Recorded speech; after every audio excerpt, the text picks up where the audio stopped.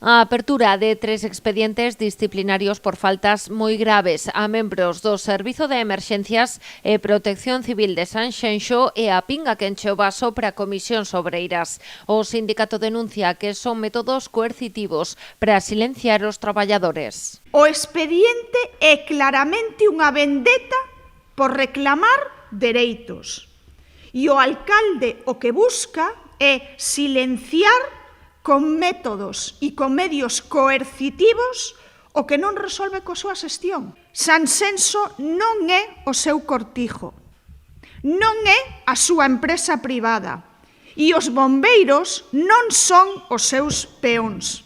Comisións denuncia carencias de medios e de persoal e incumprimentos en prevención de riscos laborais. Os representantes sindicais aseguran que traballan con equipos de protección individual caducados, que as baixas non se cobren e que as quendas non cumpren as condicións fixadas por unha sentenza do Tribunal Superior de Xustiza de Galicia.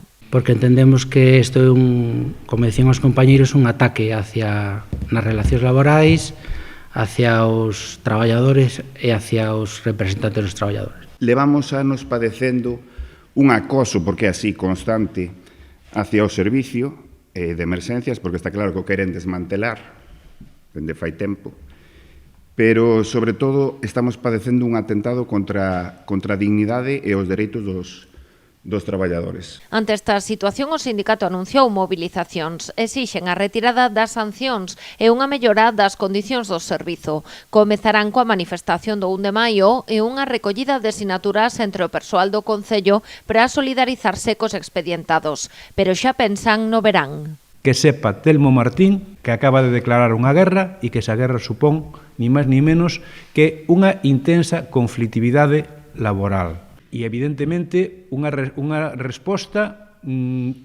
permanente e continuada hasta conseguir que ese expediente se aparque. E se ese expediente non se aparque, auguramos que este verano en Sanxenxo vai a ser un verano bastante movido. O Servizo de Emerxencias conta con 17 traballadores. Actualmente hai 5 de baixa, 4, segundo din dende Comisións Obreiras, por situacións de acoso laboral.